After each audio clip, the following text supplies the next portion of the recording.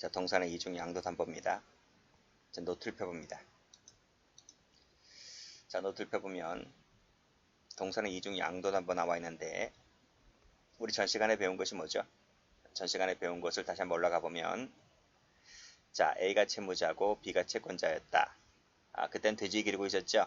그렇죠? 양도담보 설정했고 대출받았다. 그랬을 때 변제기 전에는 채무자 소유이고 변제기 후에는 채권자 소유이다를 배웠습니다. 그런데 그때는 전 시간에는 A라는 사람 1명, B라는 사람 1명, 두 사람밖에 등장인물이 없었죠. 채권자, 채무자밖에 등장인물이 없었습니다. 그런데 이중 양도담보는 등장인물이 1명 더 나옵니다. 자, 보세요. 여기서 갑이 있고 을이 있죠.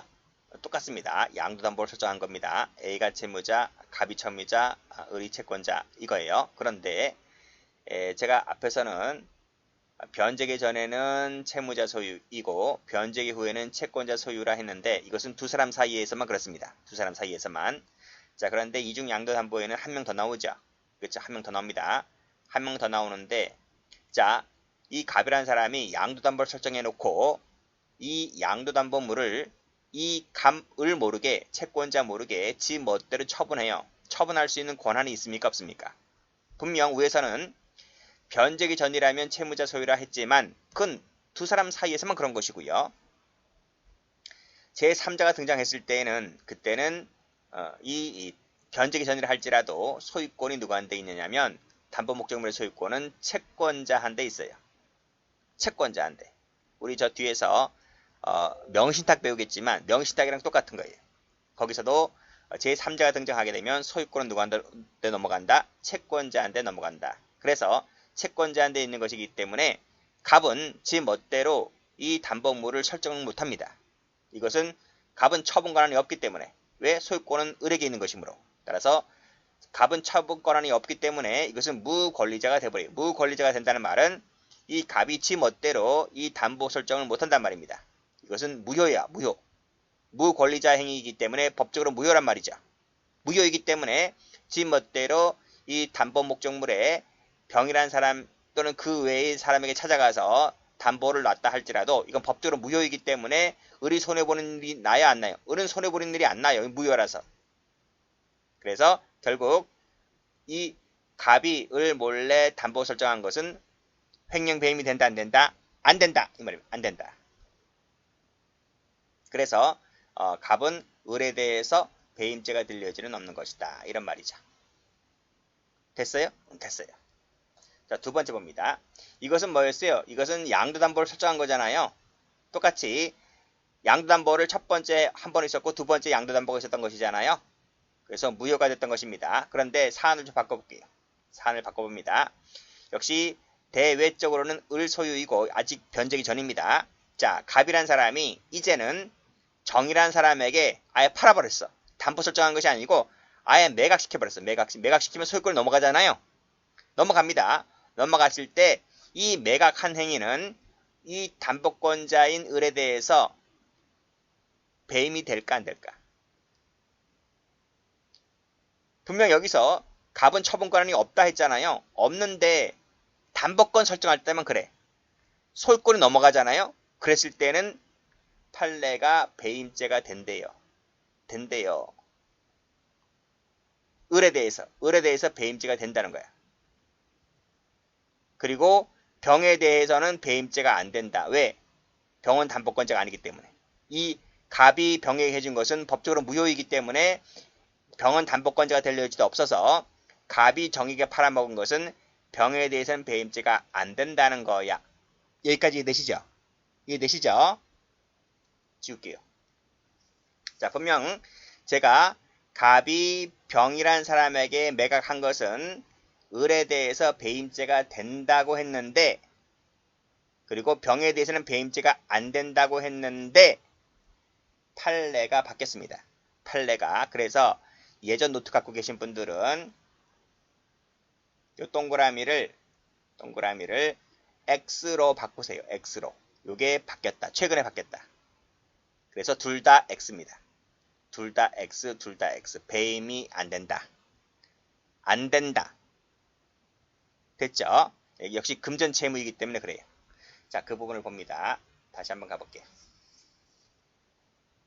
자, 먼저 제가 첫 번째 말씀드린 것이 뭐냐면 요겁니다. 이 부분 본 거예요. 아직까지는 병 안 나와요. 첫 번째 요것만 볼 거예요. 자, 그것이 교재가 보시면 첫 번째 판에 나와 있습니다.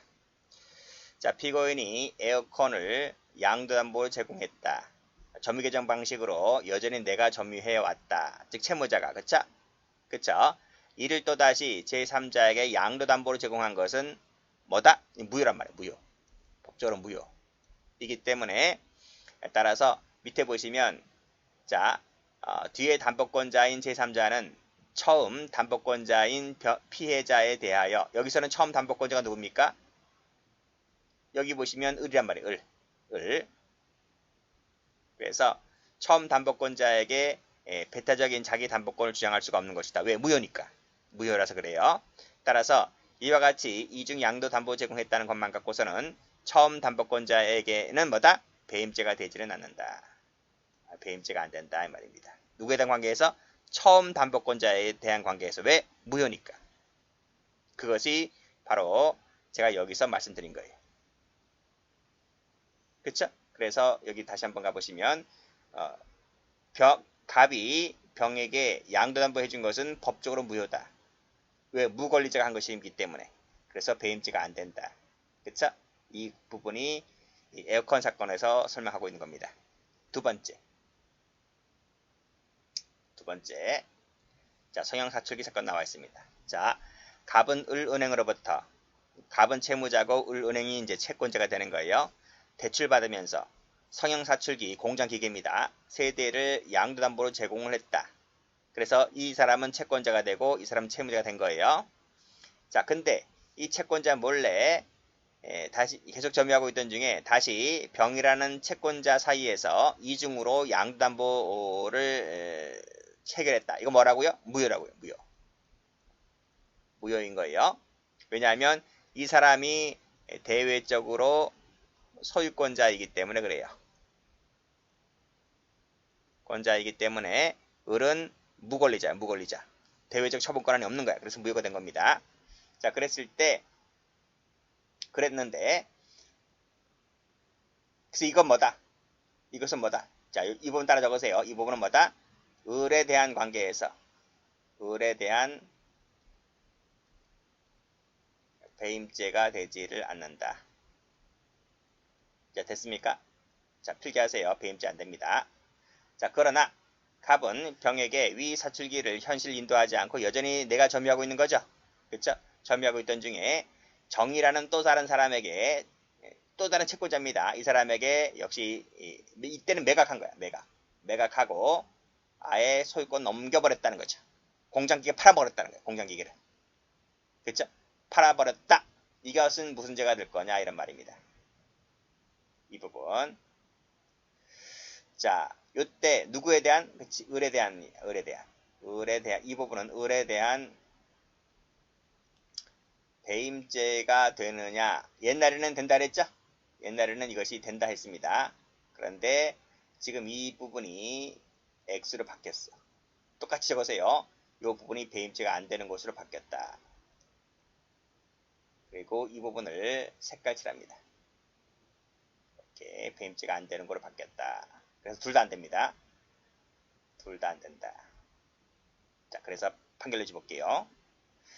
자, 쭉 읽어보세요. 똑같이 쭉 읽어보시면 여기 말씀드린 대로 이 사람은 대외적 관계에서 무권리자가 된다. 그쵸? 따라서 나중에 양도 설정 계약을 체결한 채권자는 담보권을 취득할 수도 없다. 그쵸? 따라서 이와 같이 채무자가 이중 양도담보 계약을 설정한 다음에 그 목적물을 임의 처분하였다 했을 때 뒤에 대한 채권자의 관계에서 이 뒤에 대한 채권자가 누구냐면 여기서는 누구예요? 병인가요? 병. 여기 병. 이 사람이에요. 이 사람. 이 사람에 대한 관계에서 배임죄가 되지를 않는다. 이건 옛날 똑같아요. 이건 판례 번호가 옛날 똑같잖아요. 옛날 판례 번호입니다. 똑같기 때문에 배임죄가 되지를 않는다. 그래서 여기에 이 부분 얘기하고 있는 거야. 이 부분이 바로 이건 거야. 이 부분입니다.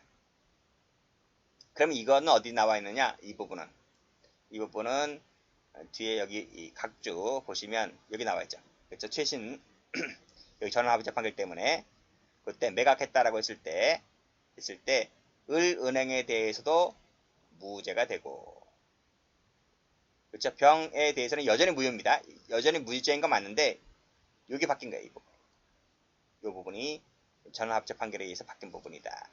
그리고 페이지 참조하시면 돼요. 됐어요? 그래서 옛날 교재 갖고 있었던 분들은 요 답이 이제 바뀐 거죠. 옛날에는 이 부분이 이제 배임죄가 됐었던 부분인데 지금 이 부분이 무죄로 이렇게 바뀐 거야. 됐습니다. 자, 매도담보입니다. 자, 매도담보는 담보 설정할 당시에 소유권을 채권자에게 넘기는 것을 말합니다.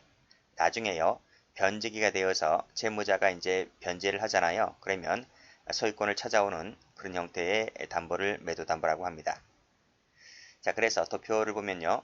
자, 변제기 전에 채무자가 처분했다라고 했을 때는 채무자 자기 것이 아니잖아요. 왜냐하면 담보 설정할 당시에 소유권이 넘어갔기 때문에요. 따라서 자기가 보관자에 불과할 뿐입니다.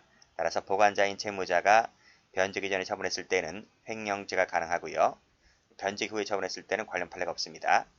자, 만약 채권자가 변제기 전에 처분했다면 비록 자기 소유물이긴 하지만 타인 사무처리자에 불과하기 때문에 따라서 배임죄가 될 수가 있겠죠. 만약 변제기 후에 처분했다면 그건 여전히 확실히 자기 것이고 타인 사무라고도 할 것도 없기 때문에 이때는 무죄가 됩니다. 자, 밑에 기억번을 봅니다. 자, 채무자가 변제기 전에 처분했을 때는 위에 도표에서 본 듯이 횡령죄가 됩니다. 그 관련 판례가 첫 번째죠. 타인에게 매도담보한 채무를 사용하고 있는 채무자가 밑에 매도담보로 제공한 동산을 그대로 계속하여 점유하고 있는 동안에 그 동산을 처분했다면 무슨 죄가 된다? 그쵸, 횡령죄가 된다니까요. 자, 이것이 원칙입니다. 이것이 매도담보의 원칙론인데 예외가 있어요. 자, 밑에 보면 역시 매도담보죠. 매도담보 형식으로 취하여 담보를 제공했다. 근데 예외적으로 이 채무자가 채권자의 승낙을 받고 처분했다면, 즉 이때 채권자는 피해자잖아요. 피해자 승낙을 받고 처분했다면 애당초 이것은 횡령죄가 되지를 않는다. 이렇게 보았습니다. 그래서 이건 어디까지나 예외고요. 매도담보의 원칙적인 모습마다 횡령죄가 된다는 것입니다. 자, 두 번째, 채권자가 변제기 전에 처분했을 때는 배임죄가 된다 그랬습니다. 그래서 밑에 판례 보면 채권자죠. 그리고 변제기 이전이죠. 처분했다면 배임죄가 된다. 설령 이것은 변제기일까지 채무자가 나중에 변제기가 없었다 할지라도 마찬가지라는 겁니다. 마찬가지고 밑에 채무자에게 환매권을 주는 형식을 취했다 할지라도 다른 바가 없다. 이 환매권이라는 게 뭐예요? 이 환매권이라고 하는 것이 바로 매도담보를 의미합니다. 자, 마지막으로 채권자가 변제기 후에 처분했을 때는 무죄가 된다고 했습니다. 자, 보죠. 자, 환매할 수 있도록, 즉 매도담보 형식이라는 겁니다. 약정하였다 할지라도 변제기가 경과한 이후에, 즉 환매기일이 도과한 이후에 채권자가 제3자 앞으로 저당권 설정 등기, 즉 임의처분했다 할지라도 배임죄가 되지를 않는다. 왜냐하면 내 거고요. 채권자 내 거고요. 변제기 기간이 끝났기 때문에 타인 사무처리자라는 그 관계도 끝난 거예요. 그래서 100% 내 것이라서 배임죄가 될 여지는 없다. 그런 내용입니다.